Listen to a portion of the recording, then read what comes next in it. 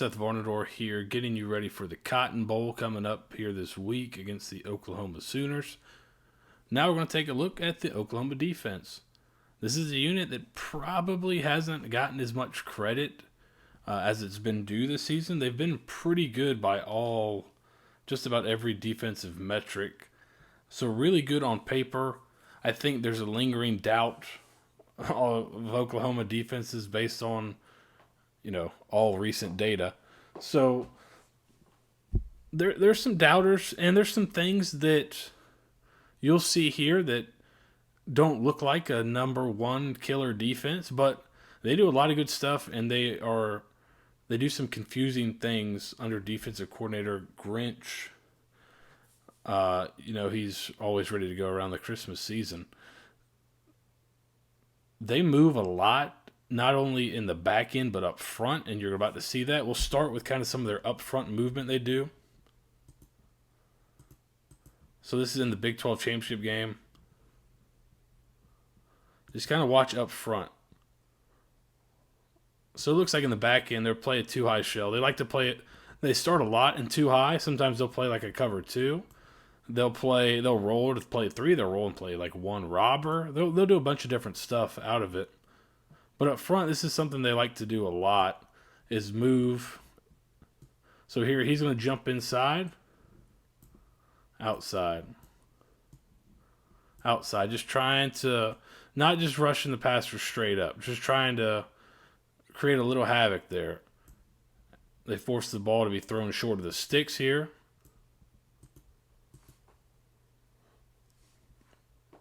So you got the end tackle twist there. End's coming inside, tackle's going outside. Force the ball short, come up and make a play. Get off the field on third down. Oklahoma's actually one of the top, I believe they're top 10 in the country in third down percentage on defense. So you'll see them get off the field a lot on third down. That'll be a good matchup. Florida's top 10, I believe, in third down conversions on offense.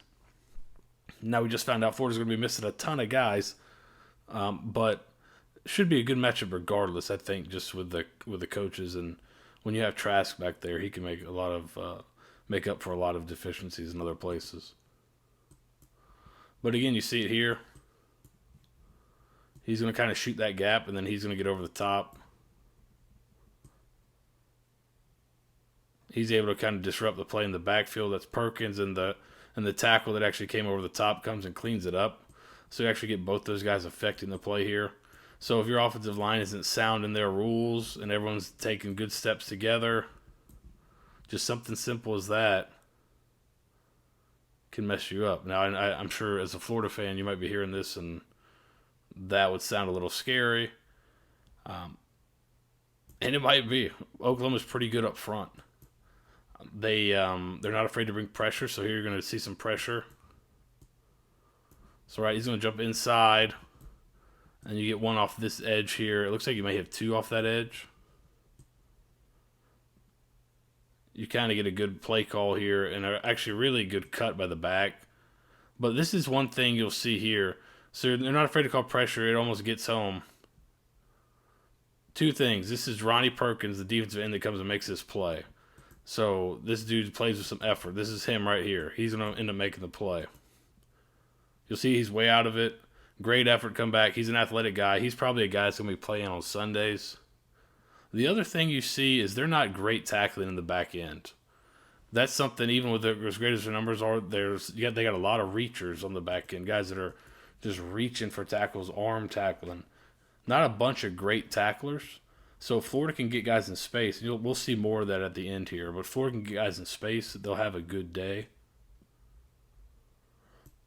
Here's another example of bringing some pressure here. So there, come in behind, and then you're bringing some heat here. And it looks like he's got the back man, so he kind of adds on. Not afraid to play looks like a little man coverage down here. The pressure forces the quarterback to make a quick throw, and then you rally and tackle short of the sticks. But again, movement up front, not making it easy on you, not making it static. They've got a couple pretty good guys rushing the passer. I mentioned Perkins. They got a linebacker from Florida as well. That's a pretty good player. I think he leads the team in sacks, number 11. Here, You see him moving up front again. So now it's both these guys coming inside, and he's going to wrap all the way around. But on the back end, two high safeties. They'll start a lot in two high safeties, and they'll play sometimes here. Looks more like a traditional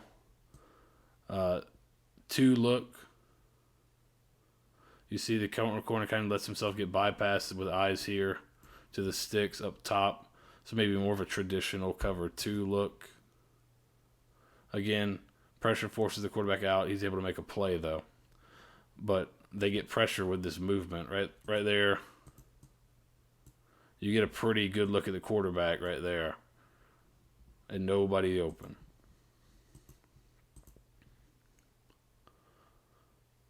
So here they'll run some man coverage. They're not afraid to run man coverage. This looks like two man. This is a mesh concept that you'll see Florida run a ton. The backs coming out of the backfield.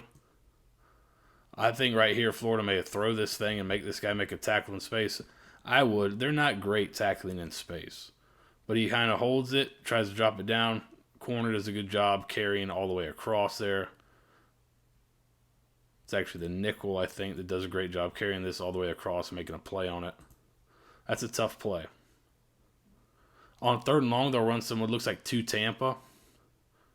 And here they get a little pick out of it. But it looks, there's two high safeties. There's one right up here. It's hard to see him, just off screen almost. He's going to get deep half. He's going to get deep half. They're showing pressure up front.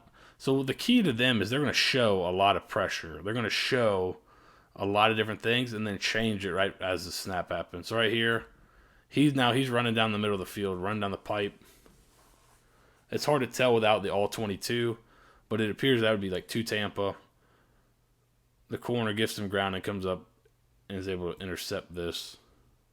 Two Tampa is what the Bucs used to run a lot, with Derek Brooks being that pipe player running down the middle there, taking away those easy post throws.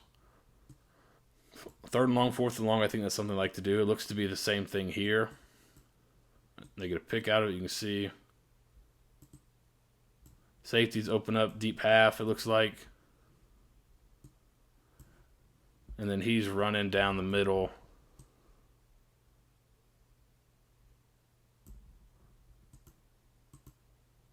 Again, showing pressure, dropping guys out of it. Only actually bringing 3 with a spy, and then I'm able to get a pick out of it. In a pretty important juncture of the game, only up 3. They have the ball on my side of the field. So right here, they're not. I think they can be beat a little bit in man. Florida's got the talented enough players here. It appears they're so you see them start too high.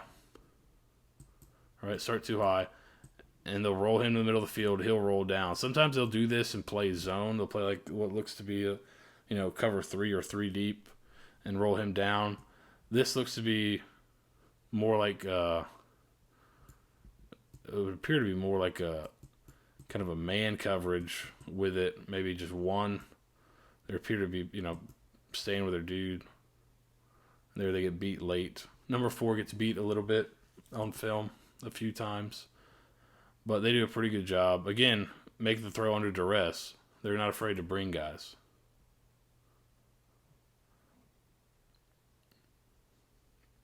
This is another one where they'll start too high, it would appear.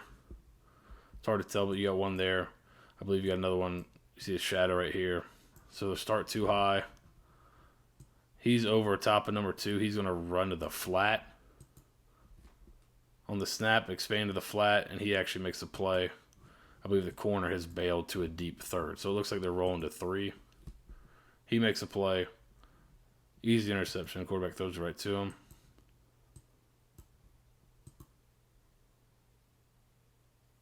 Similar here. Also interesting, empty. Florida ran a ton of empty. I don't know if they'll run as much, but this is how they played empty. Again, show too high, roll to the middle. He's going to come down here. It appears these guys are getting deep third. Again, it's hard to tell exactly without the L22, but that's what it would appear to be happening. So that's kind of what they're gonna present a lot of information. You see the guys again start too high, roll down, middle of the field. So they're going to give a lot of different looks to Kyle Trask and a lot of different looks up front. You see here again, start outside, jump inside, try to wrap around. They're not going to give you just static pictures. You're going to have to diagnose after the fact. Again, roll 3 again. Looks like the same thing, right? Roll into the middle of the field. Looks like he's going deep third. And what's interesting about this one is you actually get a guy that's up on the line of scrimmage here. He's going to run to the flat. So they'll play the same coverage a bunch of different ways. All these examples I'm showing you are kind of the same way. Here where you just got it too high, but this is the example of kind of the poor tackling that Florida's got to take advantage of. This would have been a great game for Kadarius Toney. Unfortunately, he announced today that he's opting out. He could have taken a bunch of ankles and added them to his collection he's got this year and throughout his career. This is just not a great tackling group. A lot of guys throwing shoulders, a lot of guys reaching. Get guys in space, make them tackle you. I don't think they're great on the back end. They have some skilled guys back there because I believe they have more interceptions than passing touchdowns they've given up.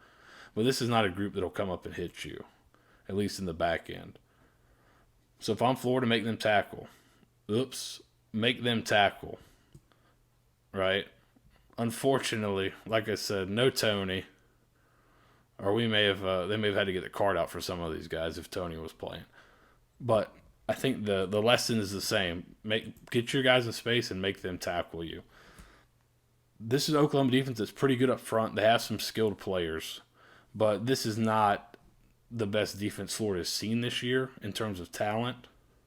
They're going to present you different things in terms of scheme with a lot of movement after the fact, little movement before the snap, little movement right after, movement on the front. I think that's going to be tough for the offensive line. But this isn't anything Florida hasn't seen before. And Trask is a guy if I'm having to face a team that does a lot of this stuff, Trask is the kind of guy I want back there. He's a smart guy. He processes information well. But this is not a slouch Oklahoma defense. They're going to try to confuse you.